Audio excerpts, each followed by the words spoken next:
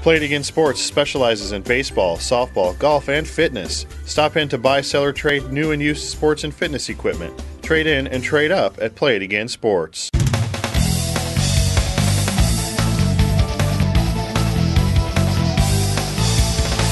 Welcome to In the Hoop. I'm George Ayub with Bobby Mills. We're at Grand Island Central Catholic High School, one of the teams that will be starting sub-district play tonight, the girls. We'll talk a little bit about that a little later in the show. Right now we're going to talk about what happened over the weekend, including the big basketball doings at the Heartland Event Center. You called 3 games. Bobby, what were your impressions of the day on Saturday? I thought it ended up a very successful day and a monumental mark on the history of Nebraska high school basketball with that last game. With Omaha Central beating Oak Hill. Right, and I think Tino just about filled the place. So terrific. Terrific atmosphere. And put Central Nebraska on the basketball map, I think, for a long time.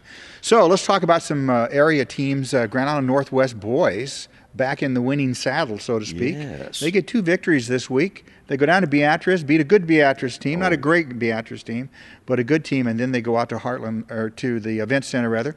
I almost said Heartland Lutheran. But, they were there. Yeah, they were there. They go to the event center and they beat a really terrific Kearney Catholic team. They did. First loss. So they're back on their winning ways. They have a tough weekend, starting out with 19-3 McCook. Oh, that's going to be a great game. Or 16-5 McCook, excuse me.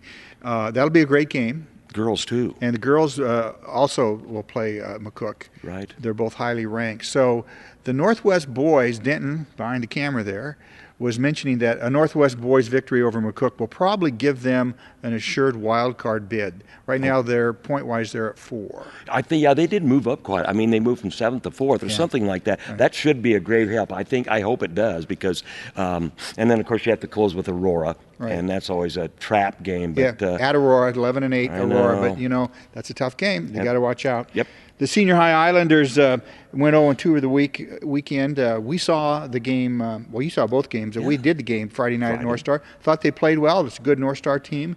North Star got a win in overtime the next night. And then the Islanders, Pius beat them by 11 at the event center. They've made improvements over the course of the year. We talked about that on the air. They have the rivalry game with Kearney this week on Thursday. Then they'll get Columbus a chance to redeem. They lost to Columbus earlier in the year and hope that they can get the Discoverers. Grand Island Central Catholic boys, they went 1-1. They beat their rival Hastings St. Cecilia. Friday came back and lost to a terrific Sutton team. C2's number 1 team in the state, and Sutton got them good, 49-23.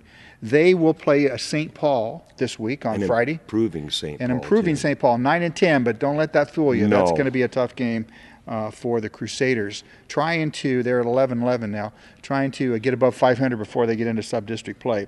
Heartland Lutheran, who had that weekend? Go up to Burwell and and got beaten. Then, of course, lost big here at the event center to High Plains. 2 tough teams for the Red Hornets to run into. It's like Lloyd Wagner's coach out there, just said, we've never been healthy, not the whole season, not making any excuses, but that's such a brutal weekend. Right, and they play that up-tempo style, and you have to have healthy kids, and you have to have a lot of them. You do. And if you don't, you're going to suffer.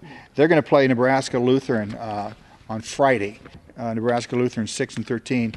Hope that the 7-13 Red Hornets can get the regular season ended with a victory there. Yes. On the girls' side, the Northwest Viking girls had a terrific week. Oh, boy, didn't they? Of course, they beat up a little bit on their friends over here at Grand Island Central Catholic, 57-27. Central Catholic playing up to Class B. But then they go down, upset number 1 Beatrice, the second time they've beaten them this year. Yes. And just a terrific job, made 8 of 11 free throws in the fourth quarter. They're number 2 in power points and number 2 in Mike Patterson's rankings. I'm sure the folks out on North Road are looking at the World Herald this morning going, Mike. I know that. He wants them to prove something, I guess, but of course they're number 1 in my book anyway. Yeah. And to beat Beatrice twice with, Hannah Barnard and Jill Faxon is amazing. So they'll get their opportunity. Right. And of course, Beatrice remains number 1 in power points. Yes. But Seward remains number 1 in the rankings. And of course, Seward beat Northwest. Yes. And then Beatrice beat Seward. So, it's, I guess it'll all wash out at tournament time. The Islanders went 1-0 this week. They beat a North Star team that's 0-21, but we were surprised at that 0-21 record. They had some good athletes. They did. Played some Great nice future. basketball. Islanders will renew an old rivalry on Tuesday, tomorrow night, Hastings. Wow. That's really something. It is. Those are from our days. I know Grand it Island is. and Hastings. It is. Yeah, they drove the covered wagons to the game and unloaded the girls, and it was kind of neat. Yeah, the ball was leather and not round. Beach basket. And then they go to Kearney, of course, and that'll obviously another rivalry game. So two little blasts from the past, one old rivalry, one new rivalry for the Islander girls. Grand Island Central Catholic girls, they went 1-1 last week. They defeated Wood River in a midweek game Tuesday. And then they lost to Northwest on Thursday. They start districts, more about that in a little bit in the second half of the show. And Heartland Lutheran, they went up to Burwell, lost 46-33, and they also start districts after tonight against Giltner. So we'll talk about districts and peak performers after these words from our sponsor, and that is Play It Again Sports. Play It Again Sports is more than a used equipment store. We offer new equipment in all the top brands. Easton in baseball and softball, TaylorMade in golf, Schwinn in fitness, and we're the only Cliff Keen wrestling dealer in town. Stop into Garrett for spring and summer activities. Trade in and trade up at Play It Again Sports. We're back within the hoop. George Ayub with my buddy Bobby Mills. We're going to talk a little bit about two peak performances. One, Riley Reinertson is going to get his second peak performance certificate from us. 36 points in an overtime win against Cozad, and he did that in 3 quarters. Cozad's a nice team. Nice team. They went down and really put it to Minden, who's arguably on and off, but they have some good athletes. Cozad's not a bad team. Boy, Reinertson just comes through, and he's an unselfish player. Right. So when they need him, he can do it. They got the overtime win, 7 3-pointers for Riley. Oh, my Lord. So, Wow. So he was feeling it after that first quarter. No kidding. And our second peak performance is going to be a team peak performance to the Grand Island Northwest girls. Get the upset of number 1 Beatrice. Hit 8 of 11 free throws down the stretch in the fourth quarter, which was good because they were not making them from any place else. They just kind of went to a dry spell, but stayed with it. So it was really a team effort. Obviously, Mackenzie Brown's going to lead the pack, and as she did with 21 points, but they had a great team effort down there. So we're going to get a certificate out to the Northwest girls for a peak performance. Okay, let's talk a little sub-district. Grand Island Central Catholic Crusaders, the 3 seed, will meet the 2 seed, 12 and 11 Central City tonight for districts. What are your thoughts there? I think they have a shot. I've seen Central City play, and I think Central Catholic has a shot. Central City likes to be very patient. So, this might be a time for Miss Shield to come through, and I think they can stay with Central City. Should be a very evenly matched game. I think, Coach Anspaugh will probably want to try to dictate tempo. Oh, yes. To get them out of that slowdown game. So Central City, as I said, 12 and 11, the 3 seed or the 2 seed.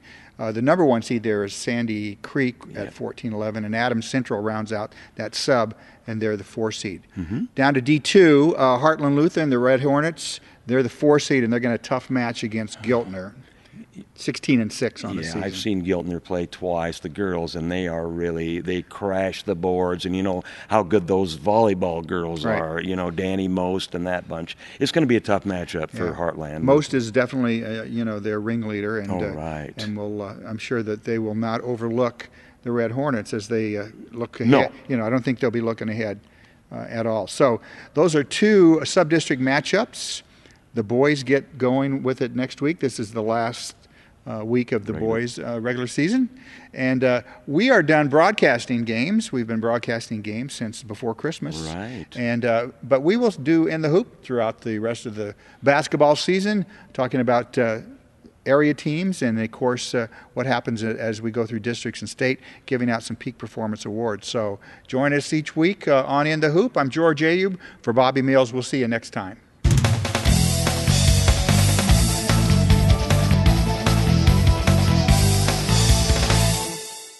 Play It Again Sports specializes in baseball, softball, golf, and fitness. Stop in to buy, sell, or trade new and used sports and fitness equipment. Trade in and trade up at Play It Again Sports.